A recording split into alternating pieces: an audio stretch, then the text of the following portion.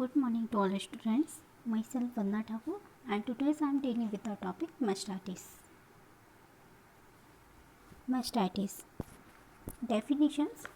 जो mastitis होता है ये related to breast होता है, ठीक है। तो definition बताना चाहूँगी, inflammation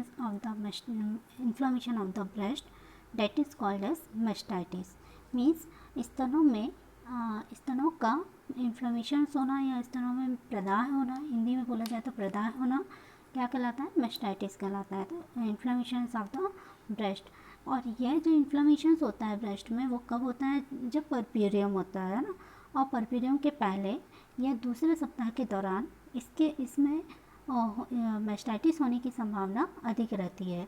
हालांकि कुछ दिन बाद या कुछ सप्ताह के बाद यह समस्या हो सकती है, जैसे कि जो नॉन लैक्टेटिंग वुमेन होती है। नॉन लैक्टेटिंग वुमेन मतलब जो ब्रेस्ट फीड नहीं करवाने वाली जो वुमेन्स होती हैं उनकी तुलना में जो ब्रेस्ट फीड करवाने वाली वुमेन्स होती है उसमें ये संभावना अधिक होती है, ठीक है। तो ये कहलाता है मेस्टाइटिस। एक बार और रिपीट करना चाहूँगी, mastitis it is a inflammation of breast that is called as mastitis. और यह मेस्टाइटिस जो होता है वो सूतिका अवस्था के पहले या तो फिर दूसरे सप्ताह के दौरान इसकी संभावना, इसकी चांसेस अधिक होते हैं। हालांकि कुछ सप्ताह के दौरान यह समस्या जो होती है वो उत्पन्न हो ही जाती है, जिसमें जो नॉन लैक्टेटिंग वुमेन्स होती हैं, मतलब जो स्तनपान कराने वाली जो महिला, जो स्तनपान नहीं करवाने वाली जो महिला होती है उसकी तुलना में जो ब्रेस्ट फीड करवाने वाली वुमेन्स होती है उसकी संभावना, इसके होने की संभावना तुलनात्मक अधिक होती है। तो ये होता है हमारा मेस्टाइटिस। कॉजेस किस कारण से होता है, जैसे कि फर्स्ट है कॉजेस हमारा, आपने बैक्टीरिया वगैरह का नाम सुना होगा, तो स्ट्रेप्टोकोकस, स्टेफाइलोकोकस, ठीक है, स्ट्रेप्टोकोकाई, स्टेफाइलोकोकस ऑरियस, ये सभी क्या होते हैं सामान्यतः ये कॉमन होता है।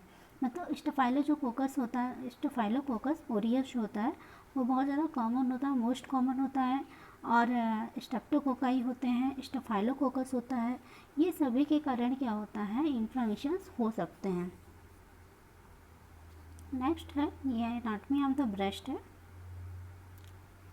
रिस्क फैक्टर मतलब कारक, जैसे कि कारक क्या है, जब ये स्ट्रेप्टोकोकस स्टेफाइलोकोकस के कारण यदि ये इन्फेक्शन से इन्फ्लेमेशन में कन्वर्ट होता है तो उस कंडीशन में हमको ये कारक दिखता है। जैसे कि हाँ, क्या किस कारण से हो सकता है, कारक क्या है, क्रैक निप्पल, ठीक है, क्रैक निप्पल्स के कारण। सेकंड है स्तनों से निर्मित अंतराल में पर एवं पूरी तरीक़ा से दूध का बाहर नहीं निकालना, मतलब जो मिल्क होता है मिल्क बाहर प्रोड्यूस नहीं हो सकता है, इस कारण से भी हो सकता है। फिर नेक्स्ट है टाइट फिटिंग वाले कपड़े पहनना, इनर वेयर के पहनना, ऐसे इससे क्या होता है, इसे टाइट कपड़े पहनने से मिल्क की जो डक्ट होती है, मिल्क डक्ट जो होती है वो ब्लॉक हो जाती है।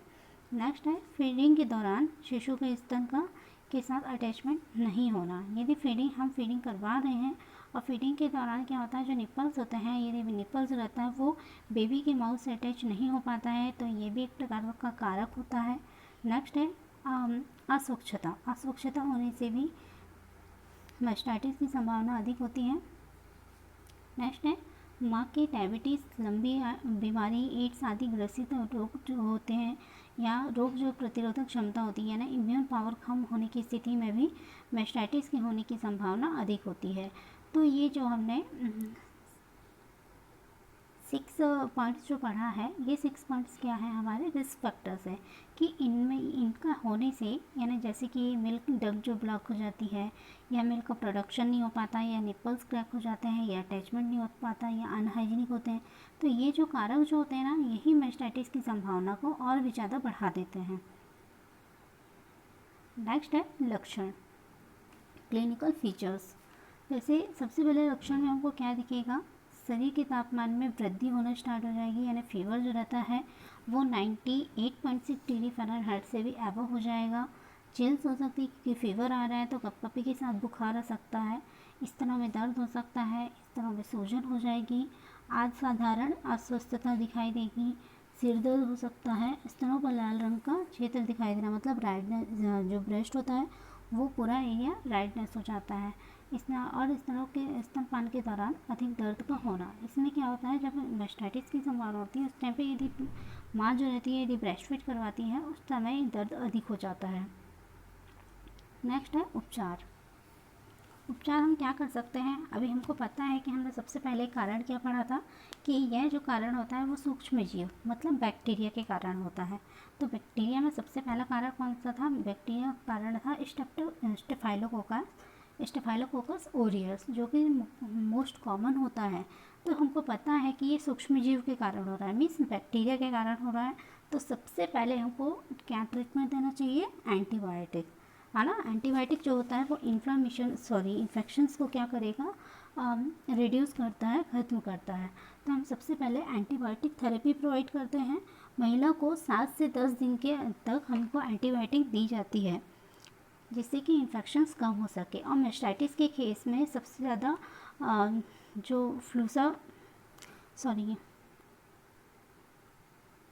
एंटीबायोटिक जो मेडिसिन होती हैं वो उनको दी जाती है, और जो मेडिसिन होती है वो 500 mg पर डे 4 बार हिसाब से हमको दी जानी चाहिए। यदि महिला को इस दवाई से बहुत ज़्यादा एलर्जी हो रही है तो हमको क्या है, एरिथ्रोमाइसिन भी दी जानी चाहिए जिससे कि एलर्जी उसकी कम हो सके। फिर नेक्स्ट है दर्द। हम जब उसको पता है कि हमने लक्षण में देखा कि उसको दर्द हो रहा है, तो ब्रेस्ट पेन हो रहा है, तो हम क्या करते हैं, उसको एनाल्जेसिक्स प्रोवाइड करते हैं, यानी दर्द निवारक दवाइयाँ उसको देते हैं। नेक्स्ट है जब पता है कि शरीर का तापमान बढ़ रहा है, शरीर के तापमान में वृद्धि हो रही है या चिल्स आ रहे हैं, तो उस कंडीशन में हम क्या करते हैं, एडमिनिस्टर्ड बाई एंटीपायरेटिक्स, मतलब तापमान को जो है वो सामान्य स्तर में लाने के लिए हम एंटीबायोटिक्स दवाई देते हैं, जैसे कि पैरासीटामॉल। जब बहुत ज़्यादा चिल्स हो रहा है या बहुत ज़्यादा हाई फीवर हो गया है, हाइपरथर्मिया की कंडीशंस हो गई है, उस कंडीशन में आपको कोल्ड स्पंजिन देना चाहिए। नेक्स्ट है महिला को पर्याप्त मात्रा में फ्लूइड देने की सलाह देनी चाहिए। क्यों? क्योंकि जब फीवर होगा तो वो क्या होता है कि वो कभी अब उसका जो बॉडी बैलेंस है वो एकदम अलग हो जाता है। तो उस कंडीशन में हम क्या करते हैं कि उसको फ्लूइड वगैरह प्रोवाइड करते हैं, और स्तनों को सही तरीके से हमको सहारा देना चाहिए। ठीक है, कॉटन पैड्स वगैरह लगाने चाहिए जिससे कि उससे जो इन्फ्लेमेशन होने के बावजूद भी महिला को ब्रेस्ट फीड करवाना चाहिए। ठीक है, क्योंकि ब्रेस्ट फीड करवाने से क्या होता है, क्योंकि जो उसकी मिल्क में स्टेफाइलोकोकस जो वृद्धि कर रहे हैं तो उसकी संभावना बहुत ज़्यादा अधिक हो जाती है। तो इसीलिए हम लोग को क्या करते हैं, उसको ब्रेस्ट फीड कराने की सलाह देनी चाहिए। ठीक है, फिर यदि वो ब्रेस्ट फीड करवाने से यदि ब्रेस्ट मिल्क प्रोड्यूस नहीं हो रहा, बाहर नहीं निकल रहा है, तो हमको मैनुअली मतलब हाथों के थ्रू मिल्क को बाहर निकालना चाहिए। फिर आवश्यकतानुसार उसके लैक्टेशंस को कम करने के लिए हम लोग क्या है, ओरली ब्रोसोकैप्टिन देते हैं। महिला तथा उसके परिजनों को लगातार हमको क्या करना चाहिए, मनोवैज्ञानिक सहारा प्रदान करना चाहिए। यदि इस तरह में इन्फ्लेमेशन होने के बावजूद भी हमें क्या करना चाहिए, स्तनपान कराने की सलाह देनी चाहिए। क्यों देनी चाहिए? क्योंकि इसमें क्या होता है, मिल्क में स्टेफाइलोकोकस की वृद्धि होने की संभावना अधिक होती है, इसीलिए हम क्या करते हैं, ब्रेस्ट फीड उसको प्रोवाइड करते हैं।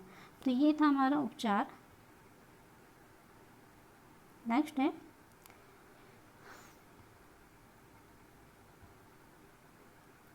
रोकथाम। रोकथाम के उपाय क्या करते हैं, वही हमने बताया कि हमको सबसे पहले स्तनों का उचित देखभाल करें, पर्याप्त स्वच्छता बना के रखना चाहिए। अच्छे तरीके से जब वो मदर जो होती है, जब ब्रेस्ट फीड करवा रही होती है, उस समय हमको अच्छी तरीके से हैंड वॉश करना चाहिए। उसके अलावा भी जब फीड कर रहे हैं तो निप्पल्स को भी हमको पूरी तरीके से क्लीन करें, निप्पल्स को ड्राई रखें। महिला को अपने शिशु को यानी लगातार एवं नियमित अंतराल में स्तनपान कराने की सलाह देनी चाहिए। अल्टरनेट करके उसको ब्रेस्ट फीड करने की सलाह देनी चाहिए। फिर महिला को प्रसव के पूर्व स्तनपान के उचित पोजीशन जैसे कि सुपाइन हो गई या सिटिंग हो गई, इन सब के बारे में उसको बताना चाहिए।